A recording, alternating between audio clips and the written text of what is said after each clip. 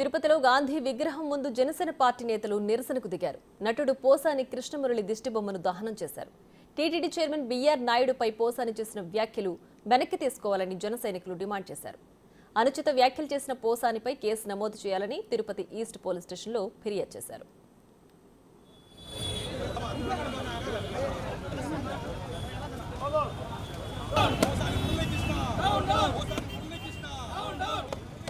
YCP గవర్నమెంట్లో YCP వాళ్ళకి కుక్కగా పనిచేసిన ఈ పోసాని కృష్ణమురళి అనే వ్యక్తి, ఇతని బ్యాక్గ్రౌండ్ ఏమిటి?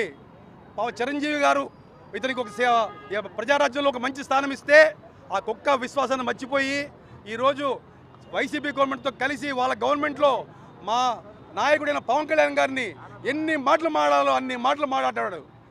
ఆ రోజు మేము ఎన్నిసార్లు పోలీసులు కేసు పెట్టినా ఏ రోజు ఎవరు కేసు తీసుకోలేదు. అందరి మనసులు చాలా బాధపడినాయి.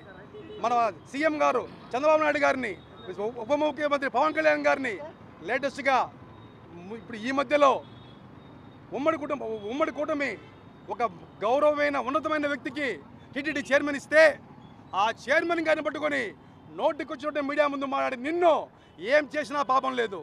మేము నిజంగా చెప్తున్నాము, సోషల్ మీడియా వేదిక చేసుకొని పచ్చికి బూతులు మాట్లాడుతూ ఇలాంటి మాటలు మాడే వాళ్ళని కఠినంగా శిక్షించాలని మన పవన్ కళ్యాణ్ గారు చెప్పారు. మేమందరూ ఆనందపడుతున్నాము. ఖచ్చితంగా వీళ్ళందరి ముందు వీళ్ళని ఇమ్మీడియట్గా అరెస్ట్ చేయకపోతే మేము ఎంత నిరసనగా తీస్తాము. తిరుపతిలో వాడు ఏ రోజు ఇంకా పోసాని మురళి తిరుపతికి అడుగుపెట్టే పరిస్థితి లేదు. అతని మీద ఈరోజు మేము కంప్లైంట్ ఇస్తున్నాము. ఈస్ట్ పోలీస్ స్టేషన్లో అతని మీద కంప్లైంట్ ఇస్తున్నాము. అతను మాడే మాటలు ఇంకొకసారి మాట్లాడితే ఆల్రెడీ చాలా